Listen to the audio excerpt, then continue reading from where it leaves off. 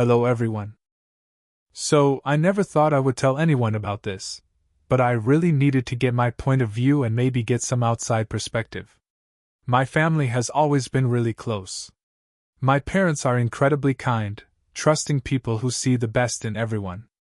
And then there's my younger brother, let's call him Jake. That's his fake name because, frankly, I'm embarrassed by his actions, and I don't need any more hassle than that either. For most of our lives, Jake was the one who was easygoing. I was the older brother who pushed the boundaries, got into trouble at school, you know, the typical stuff. But Jake? He was quiet, polite, always remembered to do his chores without being asked.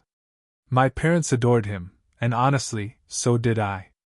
He was the kid who would spend hours helping his mom in the garden or sitting and listening to his dad tell old stories, never seeming bored. He never raised his voice, never created any drama. He was just a good guy. We shared a room together growing up, and I never had a problem with him. He was my brother, my best friend. I truly believed that nothing could change that. Everything seemed perfect until about a year ago. That's when I started to notice the first tiny cracks. It was little things at first, stuff so small you could almost dismiss it. Jake, who had always been so reliable, started being flaky. He'd say he was going to the library to study, but I'd bump into a friend who said they saw him just driving around. Or he'd promised to help Dad fix the fence on Saturday, but then he'd oversleep and miss the whole morning. When we'd ask him about it, he'd have this perfectly reasonable, calm explanation. Oh, my study group got cancelled. Or, my alarm never went off, I'm so sorry, Dad. He'd apologize so sincerely that you just had to believe him. We all did. Why wouldn't we? It was Jake. The flakiness escalated into full-on disappearances. He'd leave the house saying he was meeting a friend for coffee and just not come back for like 12 hours. His phone would go straight to voicemail. The first few times, my parents were worried sick, thinking he'd been in an accident. Then he'd just stroll in, looking totally normal, and hit us with a story about his phone dying and losing track of time. He'd seemed genuinely sorry for worrying us. But the excuses started feeling thin, recycled. It created this low-level hum of anxiety in the house that had never been there before. My parents were confused, but their love for him just made them more concerned than angry. I was starting to feel something else, though. A little knot of suspicion. The suspicion really solidified when things started going missing. Not big things, not at first.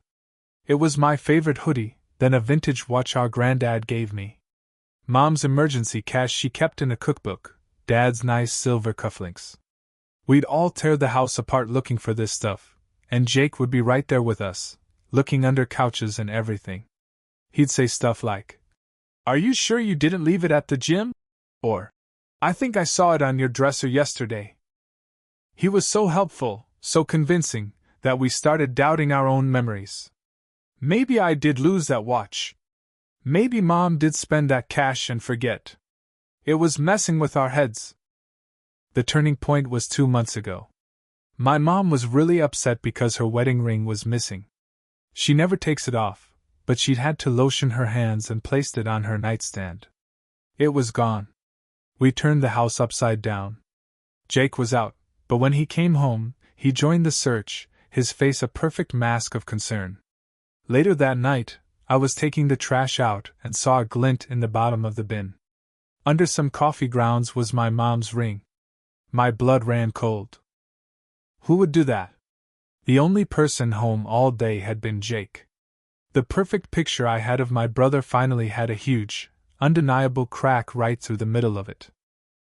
I couldn't just accuse him. I needed proof.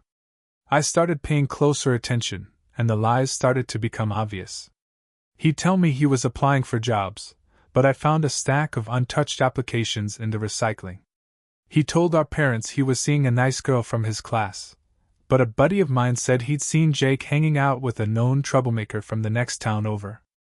Every story was a house of cards.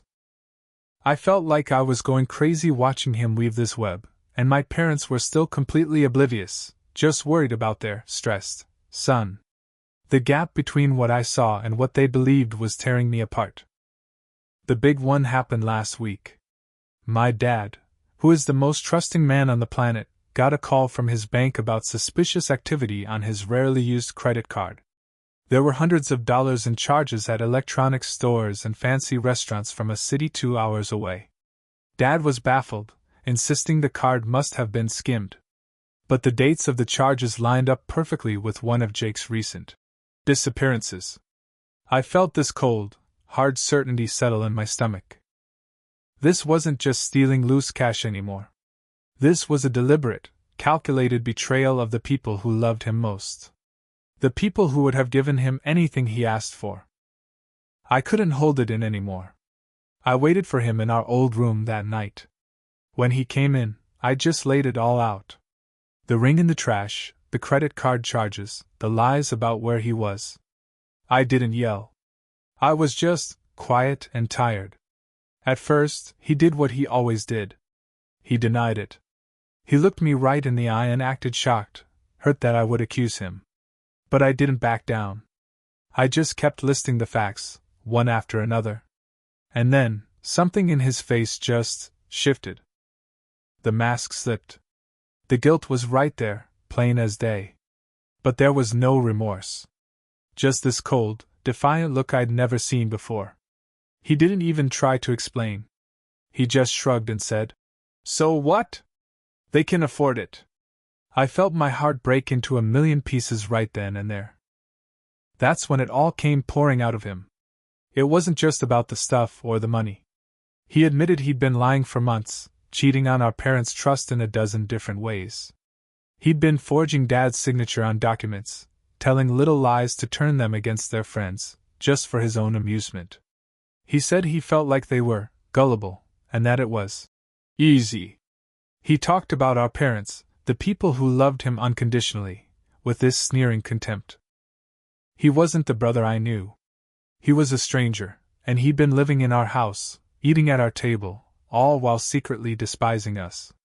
The shock was so physical it felt like I'd been punched. After he said all that, he just left the room. Like he just told me what the weather was. I sat on my bed for I don't know how long, just numb. The anger came first, this white-hot rage that he could be so cruel to such good people. Then came the crushing sadness. I was mourning the brother I thought I had. That guy was gone, if he ever even existed. The hardest part was knowing I had to tell my parents. I had to be the one to shatter their world, to break their hearts with the truth about their golden child. The weight of that secret was the heaviest thing I've ever carried. Telling my parents was worse than I imagined. I showed them the credit card statements, told them about the ring. I repeated the awful things Jake had said. Watching their faces, it was just devastating. My mom cried. My dad just sat there, completely silent, his shoulders slumped. They weren't angry at me for telling them, they were just heartbroken. Their trust, their image of their son, was completely shattered. The house, which had always been full of warmth and laughter, felt cold and empty. The silence was deafening. We were all grieving together for the person we thought we knew. We all agreed he couldn't stay.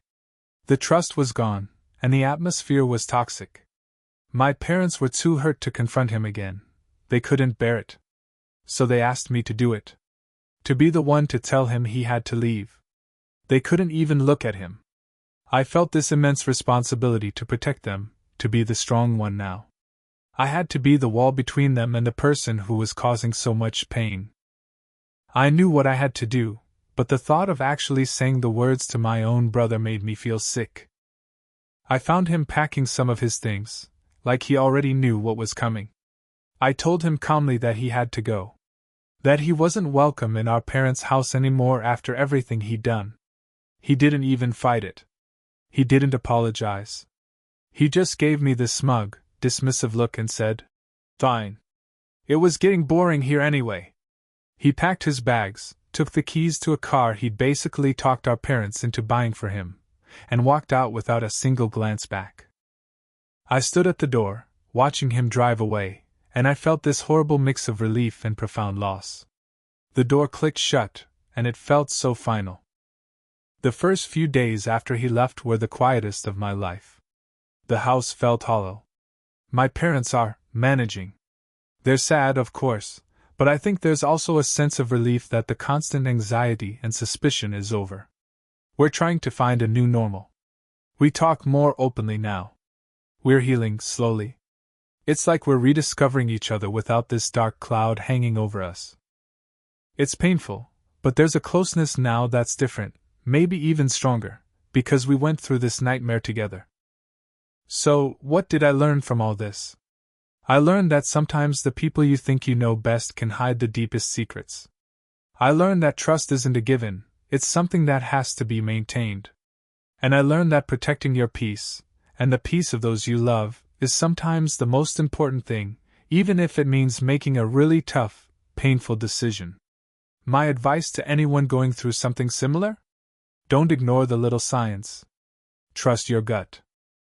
And remember, setting boundaries isn't about punishment, it's about protecting your own well-being and the well-being of your family. You can't help someone who doesn't want to be helped, and you shouldn't set yourself on fire to keep them warm. We're focusing on us now, and that's okay. Thank you for listening.